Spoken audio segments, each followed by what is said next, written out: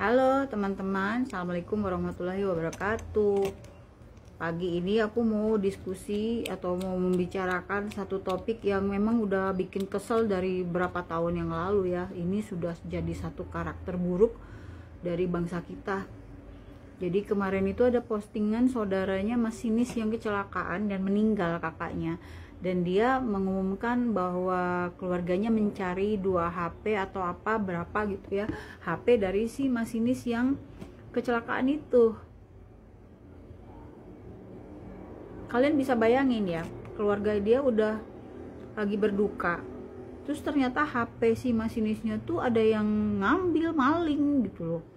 Masya Allah, innalillahi. Bener-bener bangsa ini tuh ya bener-bener krisis moral ya, krisis akhlak, krisis adab, krisis karakter building.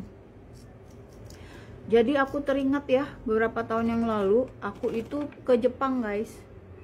Ini alis aku. Aku tuh ke Jepang ya. Di Jepang itu aku ketinggalan tab.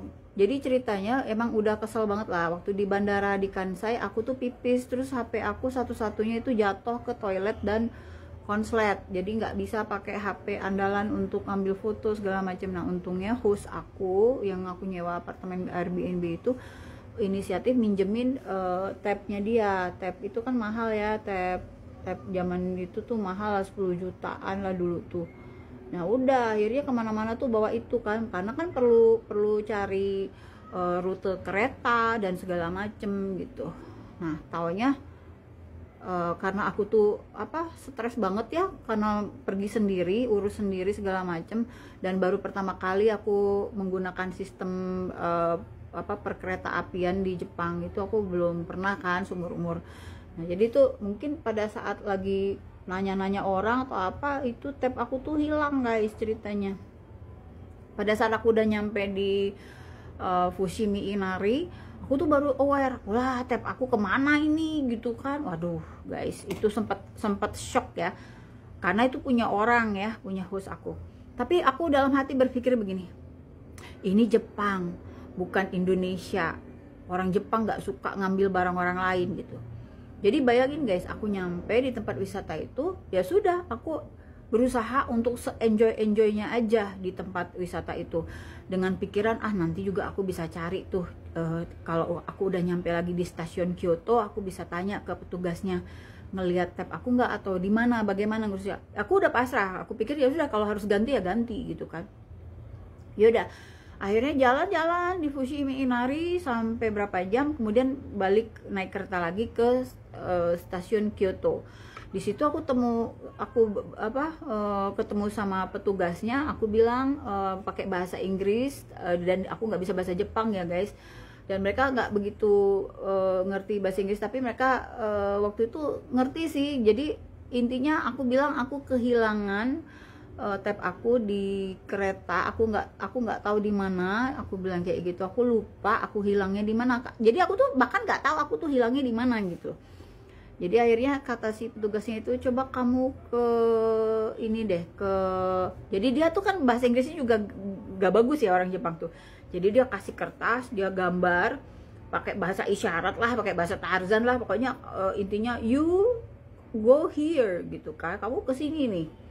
Jadi di situ dikasih peta kecil di kertas gitu.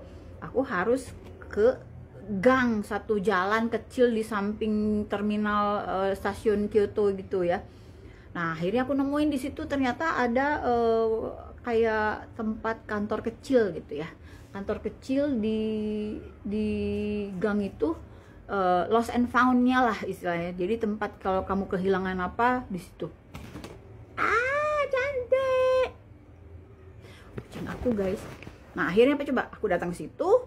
Terus untung petugasnya bisa bahasa Inggris. Waktu itu aku bilang I lost my iPad gitu kan. Terus oh ya, terus dia tanya ciri-cirinya apa iPad kamu itu. Aku bilang it's black, terus ada tanda ini tanda itu, terus ada foto-foto aku di dalam situ. Terus aku bilang ukurannya segini, tabnya besar ya.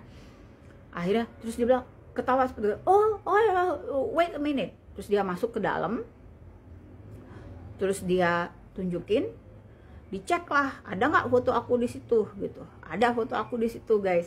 Akhirnya dibalikin. Bayangin guys, aku nggak tahu itu barang ketemunya di mana. Aku cuman tanya ke petugasnya, ketemu. Itu Jepang. Itu Jepang. Makanya Jepang terkenal dengan akhlak yang bagus.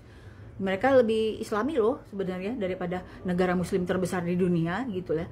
Nah jadi dari situ kita belajar apa coba? Ada rasa trust aku terhadap bangsa Jepang. Ketika aku kehilangan barang itu, aku dalam hati aku bilang, ini Jepang, ini bukan Bandung, bukan Jakarta, bukan Palembang misalnya kayak gitu. Pokoknya ini bukan Indonesia. Ya, dimana orang Indonesia tuh seneng banget kalau nemuin barang orang lain dan merasa itu jadi hak milik dia. Gitu loh.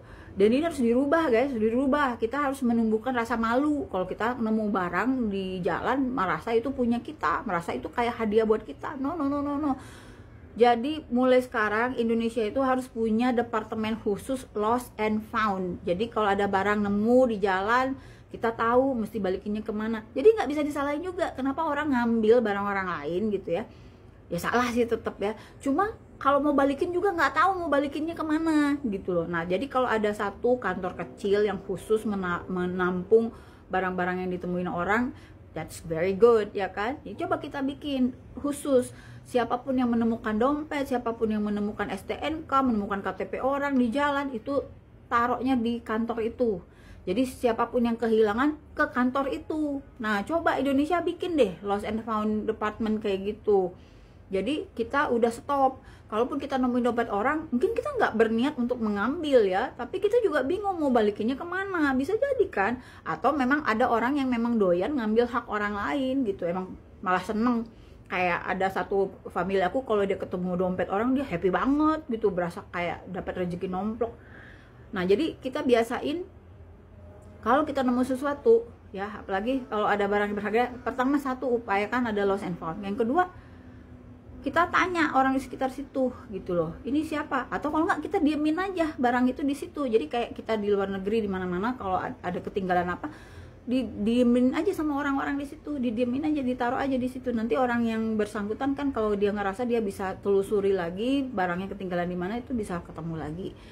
Yang ketiga itu berdasarkan ketentuan dalam Islam ya. Jadi ketentuan dalam Islam itu barang yang ditemukan itu tidak boleh jadi hak milik kita dan harus diumumkan. Dalam Islam tuh diumumkan, misalnya dibikinlah pengumuman di masjid, ini ketemu satu tas isinya buku misalnya, atau ini ketemu dompet isinya uang misalnya 200.000 misalnya kayak gitu. Itu harus diumumkan entah di masjid, di sekolah, di mana diumumin. Dan tidak boleh ada yang merasa memiliki barang tersebut kecuali sudah melampaui waktu 1 tahun.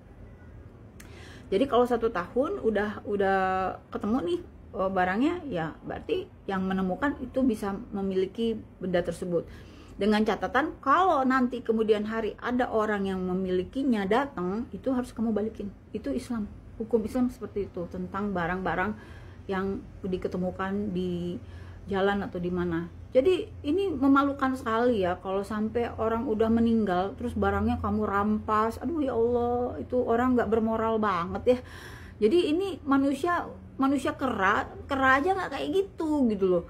Aduh ya ampun, bener-bener memalukan gitu ya bangsa ini kalau adabnya kayak gitu. Coba orang udah meninggal, misalnya orang kecelakaan, malah kamu pretelin gitu perhiasannya, kamu ambil HP-nya, kamu ambil dompetnya. Ih, kalau jadi arwah gentayangan tuh, arwah cekekin kamu tiap malam sampai kamu nggak bisa tidur, gimana rasanya? Atau kalau misalnya korban tersebut adalah keluargamu sendiri, gimana gitu loh.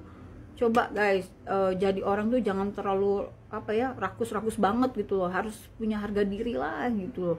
Tunjukin kita nih punya harga diri, kita nggak doyan tuh sama hak-hak orang lain gitu loh. Tolong deh. Jadi kita nih harus dikenal sebagai bangsa yang bermartabat, jangan jadi bangsa yang bandit. Orang jadi takut mau investasi ke Indonesia gara-gara kayak gini lah, hal-hal kayak gini lah. Gitu guys ceritanya. Mudah-mudahan ketemu tuh HP-nya si masinis yang meninggal itu. Aduh kasihan banget itu beneran guys, memalukan sekali bangsa ini.